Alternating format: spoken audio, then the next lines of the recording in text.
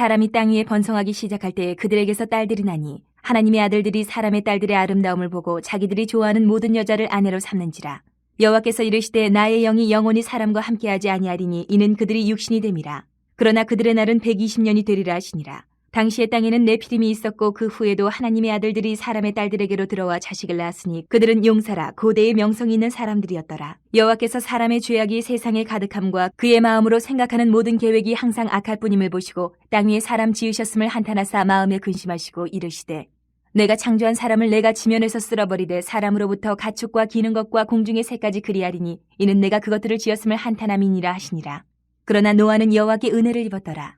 이것이 노아의 족본이라. 노아는 의인이요 당대의 완전한 자라. 그는 하나님과 동행하였으며 세 아들을 낳았으니 셈과 함과 야벳이라. 그때 온 땅이 하나님 앞에 부패하여 포악함이 땅에 가득한지라. 하나님이 보신즉 땅이 부패하였으니 이는 땅에서 모든 혈육 있는 자의 행위가 부패함이었더라.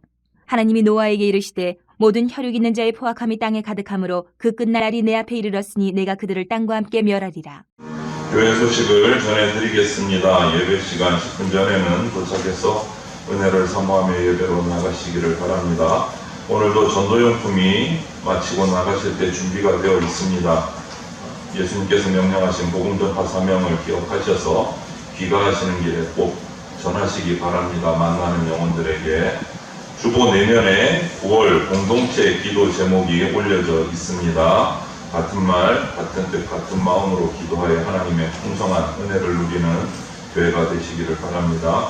매일 성경 묵상 큐티를 권면합니다. 모든 성도가 매일 같은 말씀을 묵상하고 나누고 말씀으로 하나님의 열매를 맺으시기 바라고 교회 홈페이지에 큐티 말씀을 매일 아침 나누고 있습니다.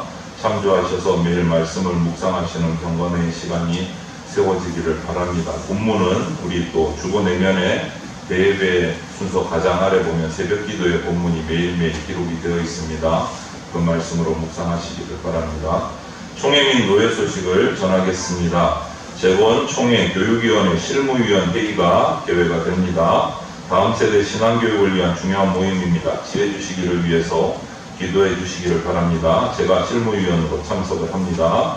날짜는 내일 9월 4일 월요일 오전 11시 30분부터 개회가 됩니다. 장소는 경남 사천시에 있는 재건동산교회당에서 개회가 됩니다. 그리고 2023년 105회 재건총회 정기회가 개회됩니다. 은혜로운 총회가 될 수 있도록 기도해 주시기를 바랍니다. 주제는 다음 세대를 세우는 재건총회이고 날짜는 9월 11일 월요일 오후 7시부터 시작됩니다. 장소는 울산광역시에 소재하고 있는 재건 나건로 교회당에서 총회가 개회가 됩니다. 위에서 꼭 기도해 주시기를 바랍니다. 창세기 6장 말씀을 우리가 함께 나누어 읽었습니다. 창세기 6장은 노아와 함께하는 홍수 심판의 장이라고 이렇게 제목이 붙어 있습니다. 그런데 이 노아 홍수 심판을 기록한 6장에 좀 우리가 이해하기 힘든 말씀들이 나와 있어요. 하나님의 아들들이 사람의 딸과 결혼을 했다. 이런 말도 있어요. 그래서 일반적으로 이 말씀을 읽고 연구하면서 우리 목회자들이 좀 난해하다. 이 말씀이 무슨 말씀일까? 이렇게 막 고민을 하기도 해요. 그렇지만 저는 이 창세기 6장이 난해한데 문맥을 통해서 잘 살펴보면 그렇게 어렵지만은 않은 말씀이다 라고 생각을 합니다. 우리가 성경을 읽거나 성경 공부를 할 때 중요한 큰 원칙이 있어요. 성경 공부를 할 때 이 원칙을 무너뜨리지 않아야 우리가 팁으로 말씀드리는데 이단에 현혹되지 않을 수 있습니다. 성경을 읽거나 성경 공부하는 큰 원칙은 제일 먼저 할 일이 뭐냐? 큰 그림을 보는 거예요. 전체를 보고 그 다음 하나씩 세밀하게 살펴야 성경의 잘못된 해석을 우리가 하지 않을 수 있어요. 큰 그림을 먼저 봐요. 그래서 이 6장도 마찬가지입니다. 큰 그림, 서론 부분을 시작해서 큰 그림을 보고 한 문장 한 절 한 절을 살펴야 잘못된 이해를 우리가 예방할 수가 있습니다. 창세기 6장 서론 부분이 이렇게 어려운 이야기로 이해하기 어려운 일로 시작하는 것은 사실이지만 성경 전체의 그림, 6장 전체의 그림을 이해하는 것을 중요하게 생각하고 그것을 보고 보면 이해가 될 수 있어요. 창세기 6장 전체 이야기는 금방 말씀드린 것처럼 노아와 홍수 심판의 이야기. 이것을 머리에 염두에 두고 세부적인 것을 보셔야 돼요. 특히 오늘 우리가 읽은 본문 1절부터 13절까지 말씀은요, 그 홍수 심판의 원인이 뭔가를 이야기하고 있는 거예요. 왜 심판이 임해야 했는가, 왜 심판을 받아야 했는가를 밝히고 있는 것이 1절부터 13절이에요. 그래서 홍수 심판이라는 큰 그림 아래서 이 1절과 2절부터 13절의 난해한 부분들도 이해를 하려고 쳐다보면 이해가 될 수 있다. 먼저 그러면 생각할 것이 왜 심판을 받아야 했을까? 홍수 심판 이야기인데 이 6장이 왜 심판받지? 심판은 그냥 아무 생각 없이 받는 게 아니잖아요. 뭔가 중요한 원인이 있다는 거죠. 그 원인이 뭘까? 오늘 설교 제목을 제가 이렇게 정했습니다. 인간의 부패와 하나님의 심판. 이 제목을 정해놓고 보면 제목을 너무 노골적으로 정했어요. 이 제목을 생각해 보면 심판의 원인이 하나님이 인간을 심판하는 원인이 인간이 부패했기 때문이구나. 제목만 봐도 어느 정도 감이 잡히실 겁니다. 그러면 본문 5절 말씀을 한번 잘 보십시오. 제가 읽어드리겠습니다. 여호와께서 사람의 죄악이 세상에 가득함과 그의 마음으로 생각하는 모든 계획이 항상 악할 뿐임을 보시고, 이렇게 되어 있어요. 5절에. 당시 사람들의 죄악이 세상에 흘러넘치고 있었습니다.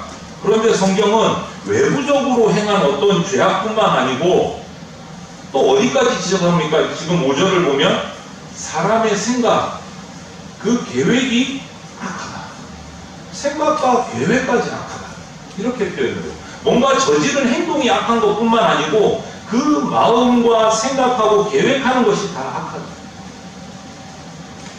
우리의 마음에 부패한 것들이 행동으로 나타납니다. 그러면 더 근원적인 건 뭡니까? 인간의 마음이 부패했다는 게 더 근원적입니다. 행동으로 범죄했다는 것보다 더 중요한 것은 마음이 부패했다. 그것을 본문이 지적하고 있는 거예요.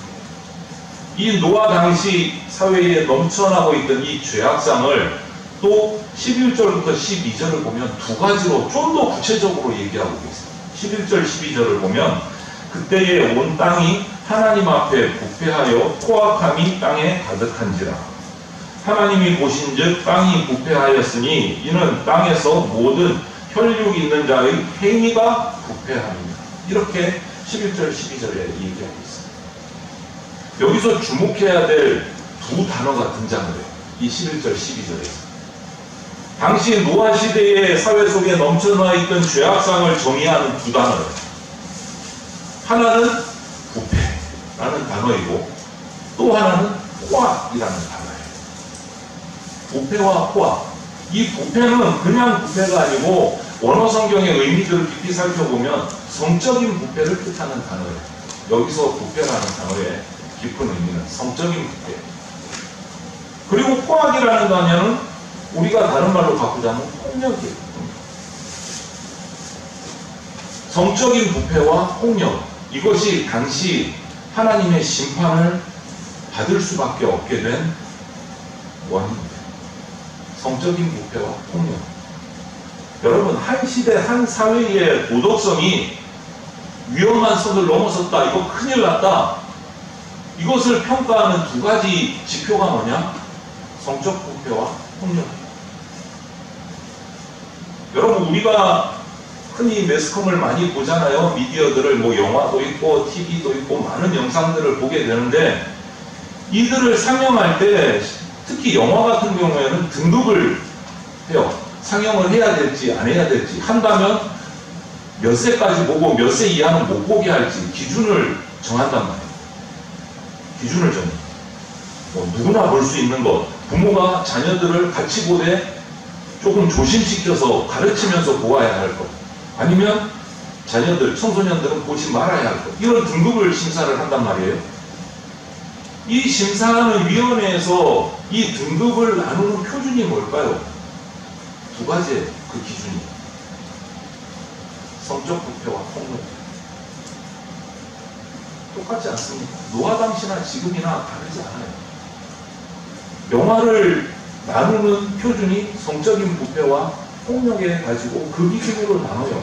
성적인 부패를 묘사하는 정도가 얼마나 강한가, 폭력의 정도가 얼마나 강한가, 이것을 가지고 몇 살까지 보아야 하는가, 미성년자는 보지 말아야 하는가를 결단한다.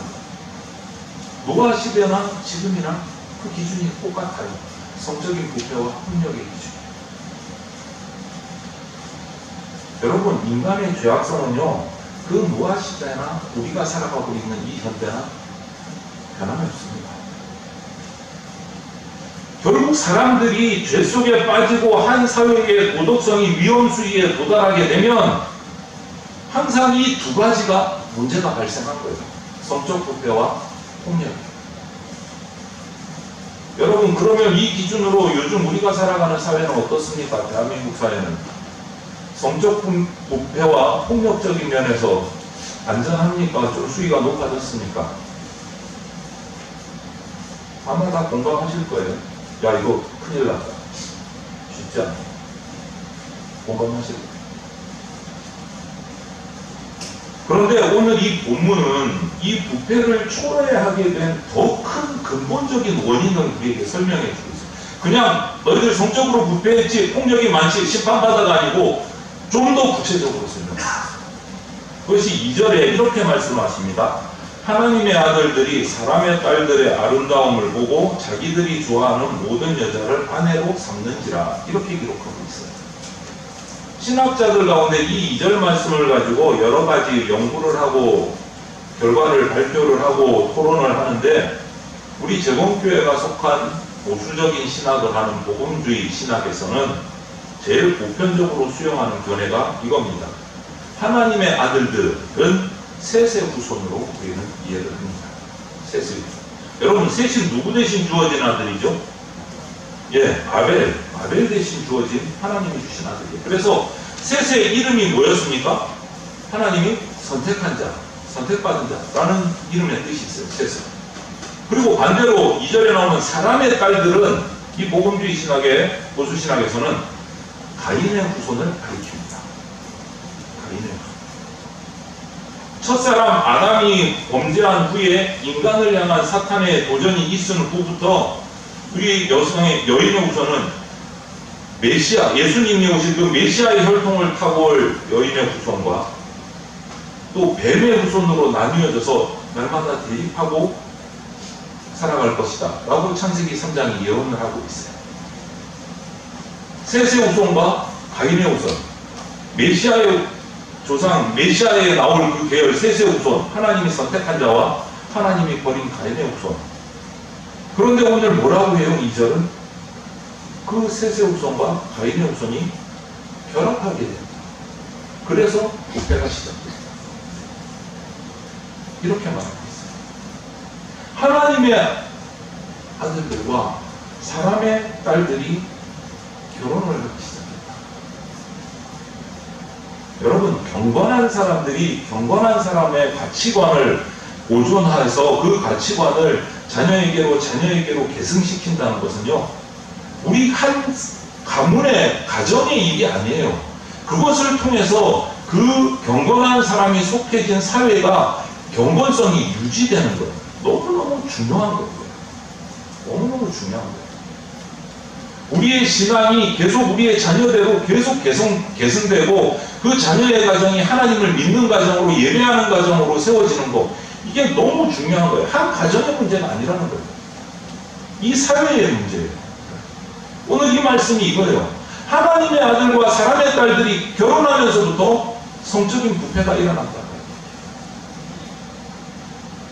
여러분, 자녀들을 결혼시킬 때 그리스도인 부모된 입장에서 제일 중요하게 여기는 가치가 여러분 뭡니까? 지금 선보입니다. 내 자녀를 결혼시킨다. 뭐가 우선입니까? 사위 될 사람을 데리고 온다. 아니면 며느리 될 사람을 데리고 온다. 여러분이 보는 기준의 가장 첫 번째는 뭡니까? 아무 생각 없으십니까? 아니면 세상적인 기준을 세우고 계십니까? 크리스찬으로서 성경적인 기준을 가지고 계십니까? 오늘 이 말씀을 통해서 기준을 바로 세우셔야 돼요. 왜 고린도후서에서 성경은 믿지 않는 자와 멍해를 같이 하지 말라고 강조했을까요? 믿지 않는 자와 멍해를 같이 하다 보면 그들의 세상적 가치관이 너무 쉽게 우리 가운데 들어온다는 거예요. 여러분, 세속의 가치관은 우리가 죄성을 가지고 있기 때문에 우리의 경건한 가치관이 그들에게 전달되는 것보다 세속의 가치관이 우리 가운데 들어오는 게 훨씬 빨라요. 왜? 인간은 죄를 가지고 있기 때문에 죄가 흘러 들어오는 게 훨씬 빨라요. 그래서 믿지 않는 자와 멍해를 같이 하지 말라고 강조하시는 거예요. 인간은요, 혼자 살 수 없는 사회적인 존재이기 때문에 영향을 받습니다. 영향을 받아요. 그게 경건한 영향이 되어야지 악한 영향, 세속적인 영향을 받아서는 안 된다는 겁니다. 누구나 쉽게 영향받습니다. 그런데 경건하지 못한 영향은 더 쉽게 받을 수 있다는 게 문제예요. 우리는 약하고 죄가 있기 때문에. 제가 우리 대전교회 오기 전에 앞에 교회에 있을 때 청년부를 지도하면서 한 자매가 저한테 와서 이런 상담을 한 적이 있어요. 목사님, 뭐 좀 말씀 좀 드리고 싶고. 그래서 사무실로 갔습니다. 얘기를 하는데 자매가 와서 저한테 이래요.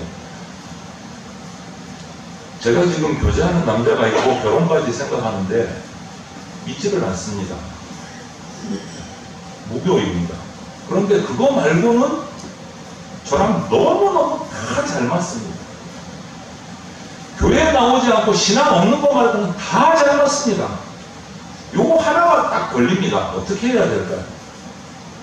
제가 뭐라고 답했을까요? 저는 답하지 않고 질문을 했습니다. 반문을 했어요. 이렇게 반문을 했습니다. 자매에게 도대체 신앙은 뭡니까? 이렇게 질문을 했어요. 너에게 신앙은 뭐냐? 이렇게 질문합니다. 여러분, 여러분의 인생에, 여러분의 삶에 이 믿음, 신앙은 뭡니까?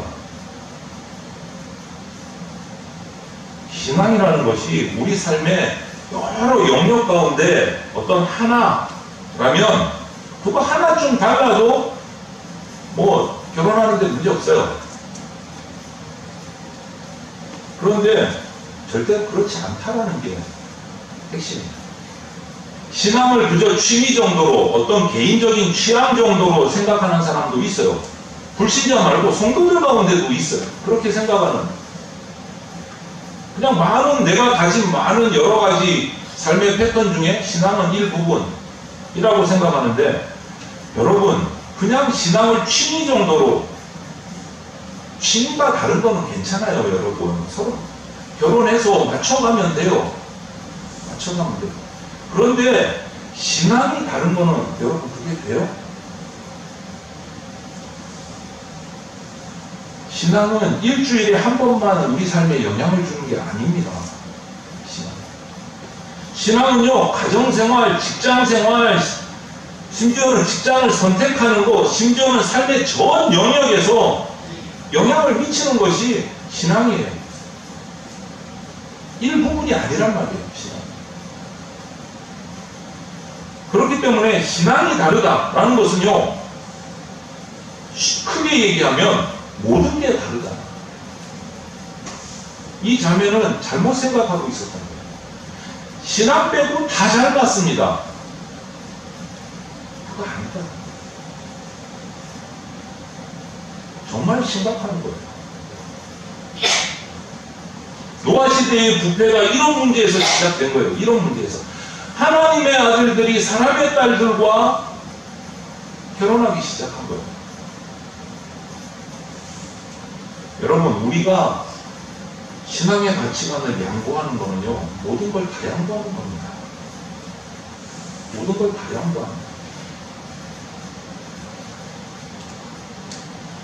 다른 것은 다 양보해도 신앙만은 지켜야 돼요, 여러분. 반대로. 하나님을 주인으로 모시고 살아가는 삶 이것만은 절대 양보할 수 없는 거예요.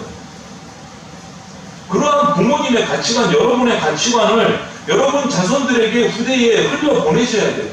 계승해야 돼요.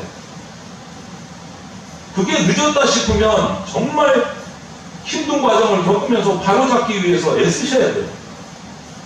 각오하셔야 돼요. 너희는 너 이상 살아라. 이거 갖고 안 되는 거예요.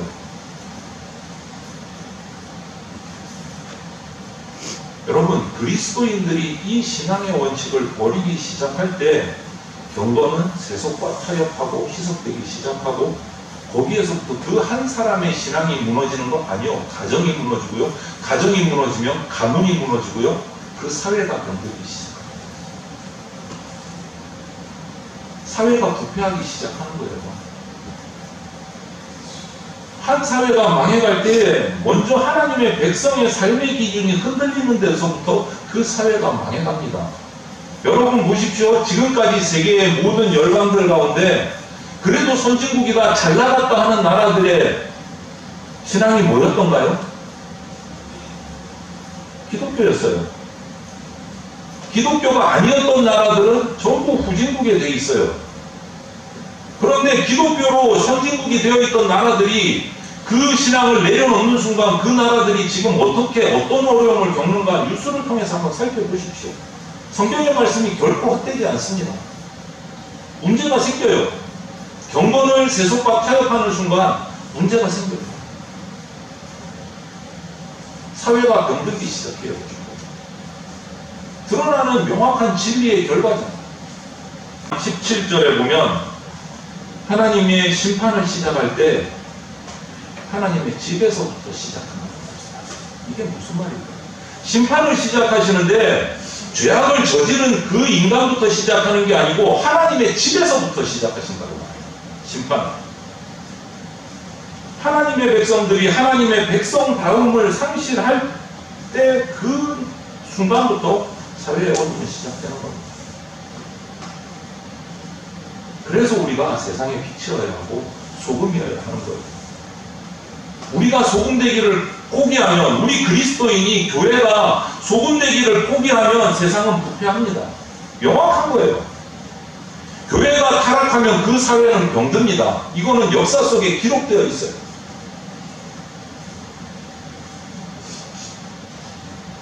그 교회의 병은 어디서부터 시작됩니까? 성도들로부터 시작돼요. 한 사람 한 사람의 크리스찬으로부터 교회의 병이 시작되는 거예요. 여러분, 이것이 심판의 원인이다 라고 오늘 창세기 6장에서 하나님은 말씀하고 계십니다.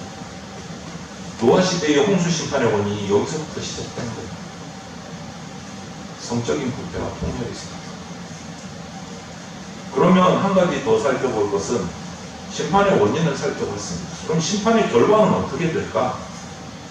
오늘 본문을 자세히 살펴보면 범죄하고 범죄 때문에 가치관을, 거룩한 가치관을 세속적인 가치관에 양보하고 하나님의 백성들이 세상의 딸들과 혼합되기 시작하면서부터 심판의 징후들이 나타납니다. 어떻게 변하는지 보십시오. 5가지로 말씀하고 있어요. 첫 번째는 3절에 여호와께서 이르시되 나의 영이 영원히 사람과 함께하지 아니하리니, 이렇게 기록했어요. 하나님의 성령이 이제 더 이상 누구와 함께하지 않는다. 정말 두려운 말씀입니다.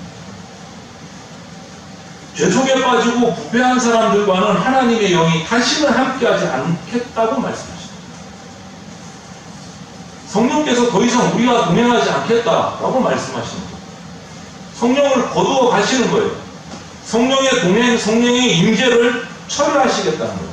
이것이 심판의 첫 번째 결과였어요. 여러분, 두려운 말씀이에요. 두 번째는 3절에 그들이 육신이 됨이라, 이렇게 기록하고 있어요. 육신이 됨이라. 여러분, 우리가 어제 육신 아니었어요? 지금 육신이잖아요. 꼬집으면 아프고 찌르면 피 나고 육신이에요. 그런데 이것은 그들이 이제는 더 이상 영이 떠나갔기 때문에, 성령이 떠나갔기 때문에 영성을 상실한 육체적인 본능만 가지고 살아가는 육체적인 존재가 됐다는 것이에요. 육신이 됩니다. 육체적인 존재가 됩니다. 죄를 허용한 그 결과로 문자 그대로 육체가 돼요. 육체적 본능이 없는 사람은 없습니다. 다 육체적 본능이 있습니다. 배고프고 뭐 여러 가지 아프고 슬프고 육체적 본능이 있어요. 인간을 인간되게 하는 요소 중에 하나지만, 그런데 인간이 하나님이 창조하신 수많은 피조물과 다른 점이 딱 하나 있어요. 인간에게만 영혼이 있어요. 하나님의 영을 불어넣으셨어요. 창세기의 기록을 보면 하나님, 그것이 인간과 짐승의 다른 생명체와 다른 점이에요. 딱 하나 달라요. 그런데 그 영혼을, 그 성령의 주장함을 거두어 가셨다. 그럼 우리에게 남는 건 뭐 있어요? 본능밖에 없어요. 본능적으로 살아가는 거예요. 여러분, 우리도 그렇게 욕하잖아요. 정말 잔인한 범죄를 지은 범인들을 보고 우리는 뭐만도 못한 인간이라고 말합니까? 짐승만도 못한 인간. 그런데 우리에게 영이 떠나갔어요. 그럼 우리는 뭐하고 같아요? 짐승하고 같아요. 이게 심판의 결과예요. 두려운 거지. 두려운 거예요. 영성을 상실한 육체적인 본능만 가지고 살아갈 수밖에 없는 존재가 됐다는 거예요. 이것이 심판의 결과예요. 또 한 가지는 3절에 보면 그들의 날은 120년이 되리라, 이렇게 표현합니다. 여러분, 이 120년이라는 말을 어떻게 이해를 되느냐? 창세기 6장 2절 홍수심판 이전에 인생의 그 연수를 보면 굉장히 오래 살았습니다. 우리 지난주에도 얘기했지만 최고 오늘의 삶 무드셀라는 몇 살까지 살았어요? 네. 조금만 더 살았으면 1000살을 채울 뻔했어요. 969세를. 그거는 정말 오래 산 거고, 그래도 최소한 200, 300 이렇게 살았다. 그런데 재밌는 것은요, 성경을 보면 홍수 심판이 딱 끝나고 홍수 심판 이후에 인간의 수명이 100대로 뚝 떨어졌어요. 보통 200, 300대를 살던 인간의 수명이 홍수 심판이 끝나고 나니까 100대로 뚝 떨어졌어요. 이것도 심판의 결과다. 그들의 날은 120년이 이렇게 표현하시죠. 그런데 이걸 가지고 이게 정말 인간이 900세까지 산다고 그게 가능해? 이렇게 묻는 사람들도 있어요. 그런데 창조과학자들, 이 카이스트에도 있고 지금 새로 대전에도 손을 보고 있는 것 같은데 창조과학관이 있어요. 저는 거기 가서 이제 강의도 듣고 우리 앞서 있던 친구들을 데리고 여기 탐방을 왔던 적도 있는데, 그 창조과학자들이 주장을 합니다. 박사님들이 성경과 과학을 같이 연구를 합니다. 노아 심판, 노아의 그 홍수 심판 때 처음으로 이 땅에 비가 왔다. 성경의 모든 기록을 살펴보면 그 전에는 비가 온 적이 없어요. 그러면 어떻게 해? 농작물을 땅에서 증기가 올라갔어요. 수분이 올라갔어요. 그리고 그 당시에는 지구를 둘러싼 대기권에 물층이 있었다라고 발표를 했어요. 물층. 지구를 싸고 있어요. 그래서 태양빛의 그 방사선이나 우리 사람에게 유해한 여러 가지 그 빛들이 사람에게까지 도달할 수가 없었어요. 그 물층에서 다 차단이 됐어요. 지금도 과학적으로 증명이 돼요. 물층이 어느 정도 되면 방사선이 통과를 못해요. 우리가 왜 선크림하고 여성분들은 더 피부 때문에 더 민감하게 합니까? 자외선 차단. 자외선이 들어오지는 못해요. 물을 못 들어요. 과학적으로 증명이 되는 거예요. 방사선이, 자외선이 유해한 그 방선들이 통과하지 못하면 그런 깨끗한 환경 속에서 살던 사람들은 훨씬 더 장수할 수 있었다라고 과학적으로 발표합니다.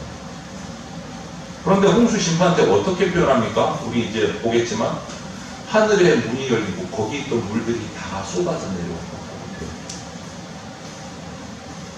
뭐 바다가 넘치고 비가 조금 많이 와가지고 홍수가 난 게 아니고 하늘에 있던 물층이, 하늘의 문이 열리고 거기 물이 다 쏟아졌다고 그랬어요.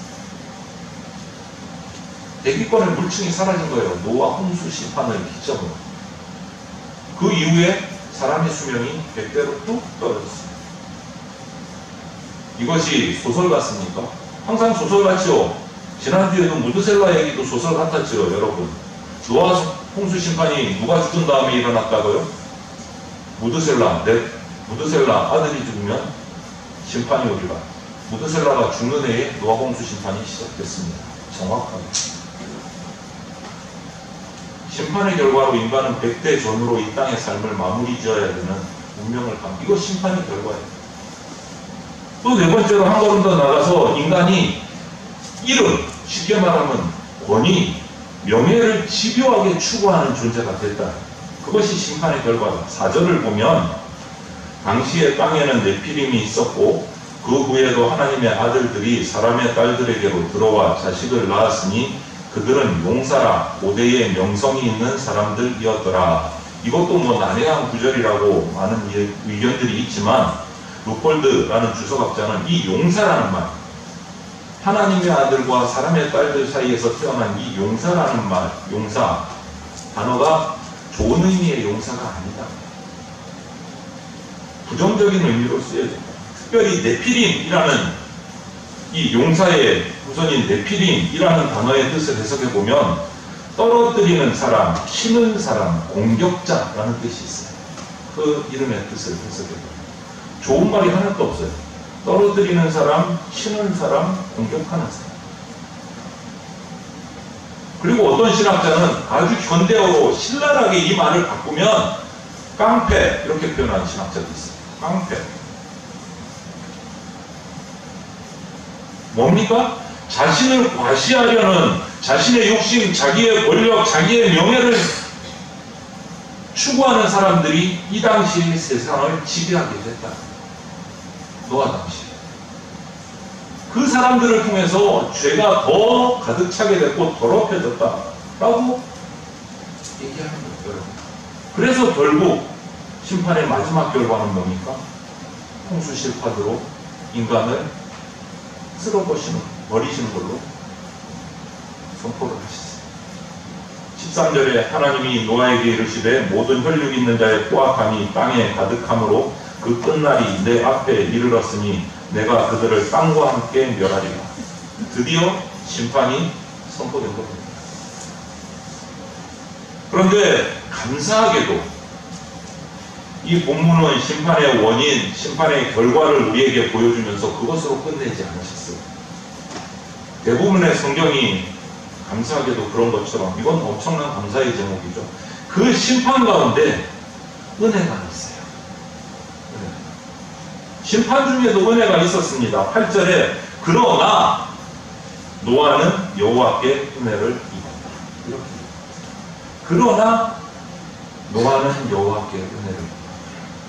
죄 많은 부패한 시대에 부패한 사람들 가운데서도 성경은 그러나 노아는 여호와께 은혜를 입었더라 말하고 있어요. 그러므로 여러분, 우리는 핑계 댈 수 없습니다. 특히 우리 청년들, 청소년들 핑계 많이 대요. 아니 주변 환경이 그래서 어쩔 수 없어요. 회사에서 뭐 학교에서 동아리에서 그러니까 나도 하는 수 없이 술 한잔 꺾어야 돼요. 저도 다 겪어왔습니다. 이러면 이제 라떼라고 꼰대라고 저한테 얘기할지 모르겠지만 청년들은 우리를 둘러싸고 있는 환경이 나빠서 내가 이런 삶을 살 수밖에 없었습니다. 그럼 변명할 수 없습니다. 노아를 보십시오. 모두가 죄악에 빠져있고 성적 부패에 빠져있고 폭력에 찌들어 있는 이 세상에서 그러나 노아는 여호와께 은혜를 입었더라. 그는 달랐던 거예요. 핑계할 수 없어요, 여러분. 환경이 그래서 저도 어쩔 수 없이 이런 말 못합니다. 그냥 내가 잘못하고 내가 그쪽을 악한 쪽을 선택한 거예요. 내가 잘못한 거예요. 어쩔 수 없었다라는 말이 안 통하는 거예요. 이 말씀을 보면 성경은 증언하기를 그러나 노아는 여호와께 은혜를 입었다. 어떤 환경에서요? 모두가 부패하고 모든 것이 부패하고 모든 것이 악한 상황 가운데서 노아만은 은혜를 입었다. 우리 시대도요, 노아 시대처럼 도덕성이 땅에 떨어지고 가정이 깨지고 있고 사람들이 계속 죄를 범하고 있고 그러면서 그게 죄인 줄도 모르고 살아가고 있어요. 동성애가 정당한 것처럼 착각하고 있고 동성혼이 정당한 법으로 보호받으려고 하고 있고 이런 세상 가운데 여러분, 그러나 정현철 목사는 여호와께 은혜를 입었더라. 그러나 임종화 장로님은 여호와께 은혜를 입었더라. 그러나 김정범 형제는 여호와께 은혜를 입었다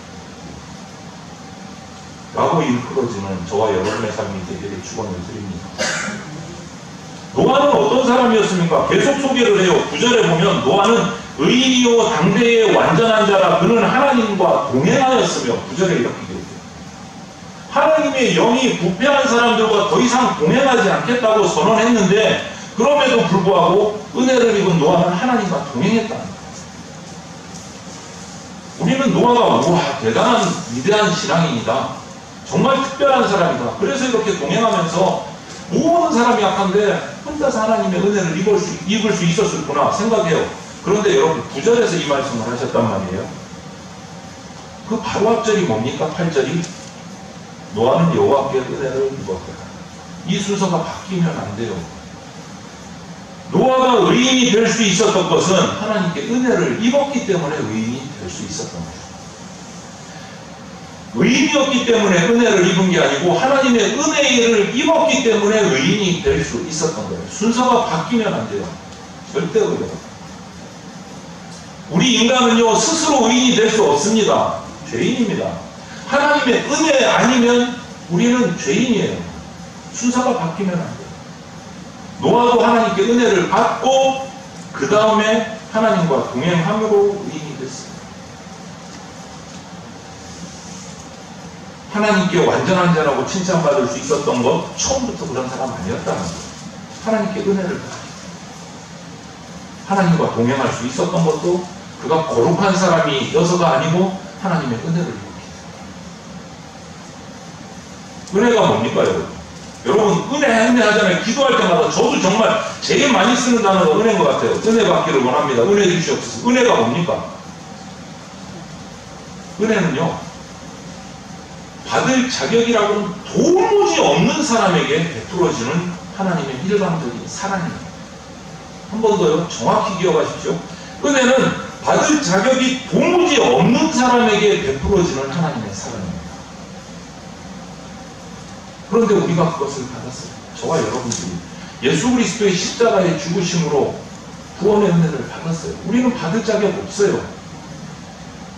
그런데 하나님의 그 사랑으로 십자가 보혈의 사랑으로 받았어요. 그런 사랑을 우리가 입었다면 그 은혜를 입었다면 우리는 그 다음 뭐 해야 돼요? 노아가 은혜를 입고 나서 뭐 했습니까? 하나님과 동행했더라. 의인이 됐더라. 예수 그리스도의 십자가의 보혈로 은혜를 얻었습니다. 그 다음 우리는 어떻게 해야 될까요? 노아처럼 이 시대를 살아가야 돼요. 의인으로 하나님과 동행하는 자 살아가야 돼요. 세상은 부패했고 그래서 거룩하신 하나님께서 죄악을 심판하십니다. 하지만 하나님은 그 심판 가운데서도 그 죄악 가운데서도 노아를 통해서 그의 가족들을 통해서 그 시대에 구원의 길을 열어주셨어요. 구원의 복음을 열어주셨어요. 뒤에 우리가 본문을 또 살펴보겠지만 매주마다 방주를 통해서 노아가 애타게 증거합니다. 방주로 들어오라고.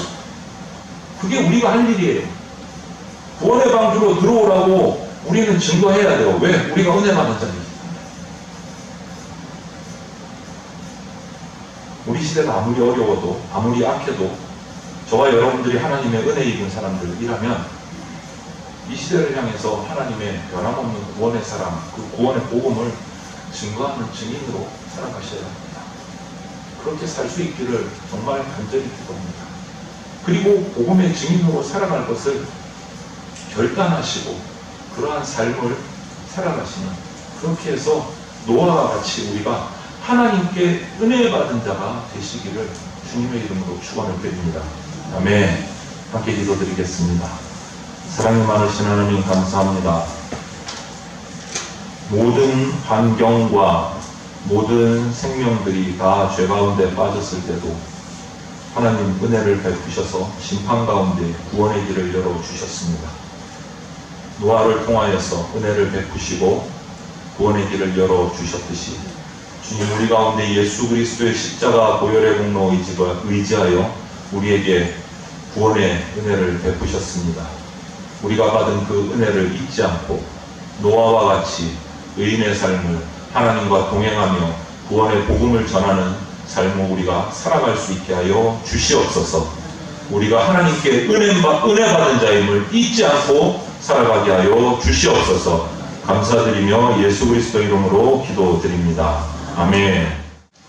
주 예수 그리스도의 피 묻은 십자가 은혜와 독생자를 보내주신 하나님 아버지의 그 크신 사랑과 지금 이 순간에도 역사하고 계시는 성령님의 보호 인도하심이 점점 더 악해져가는 세상 속에서 하나님의 은혜를 입은 사람임을 우리가 깨닫고 이 시대를 향해 하나님의 구원의 복음을 증거하며 살아가기로 결단하는 대전 장로교회 성도들과 예배하는 모든 주의 백성들 머리 위에 영원토록 함께 있을지어다.